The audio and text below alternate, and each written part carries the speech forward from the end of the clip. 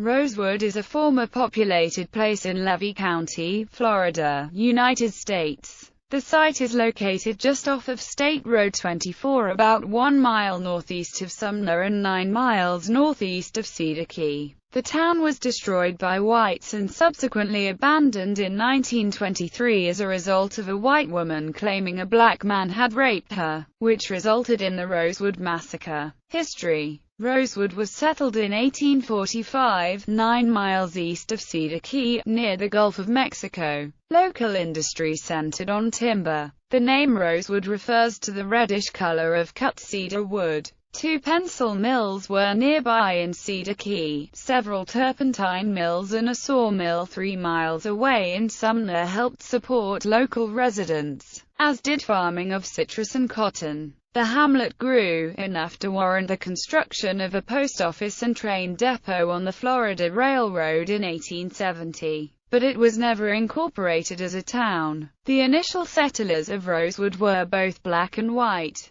When most of the cedar trees in the area had been cut by 1890, the pencil mills closed, and many white residents moved to Sumner. By 1900, the population in Rosewood had become predominantly black. The village of Sumner was predominantly white, and relations between the two communities were relatively amicable. The population of Rosewood peaked in 1915 at 355 people. 2 black families in Rosewood named Goins and Carrier were the most influential. The Goins family brought the turpentine industry to the area, and in the years preceding the attacks, were the second largest landowners in Levy County. To avoid lawsuits from white competitors, the Goins brothers moved to Gainesville, and the population of Rosewood decreased slightly. The Carriers were also a large family, responsible for logging in the region. By the 1920s, almost everyone in the close-knit community was distantly related to each other. Although residents of Rosewood probably did not vote, because voter registration requirements in Florida had effectively disfranchised blacks since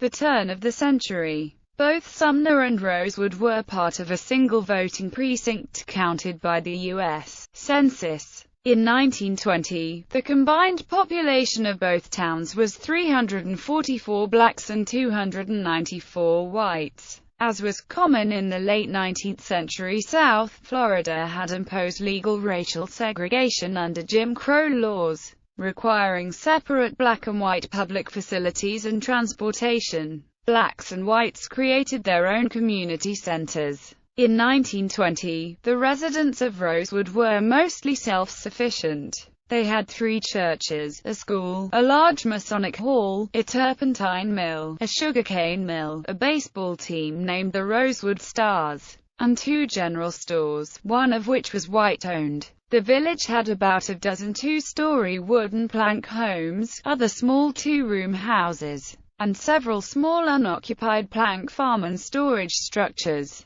Some families owned pianos, organs, and other symbols of middle-class prosperity. Survivors of Rosewood remember it as a happy place. In 1995, survivor Roby Morton recalled at age 79, Rosewood was a town where everyone's house was painted. There were roses everywhere you walked. Lovely. In January 1923, white men from nearby towns lynched a Rosewood resident allegedly in response to a lie that a white woman in nearby Sumner had been beaten and possibly raped by a black drifter. The woman was actually beaten up by her lover while her husband was at work. When black citizens defended themselves against further attack, several hundred whites organized to comb the countryside hunting for black people and burned almost every structure in Rosewood. Survivors hid for several days in nearby swamps and were evacuated by train and car to larger towns. Although state and local authorities were aware of the violence, they made no arrests for the activities in Rosewood.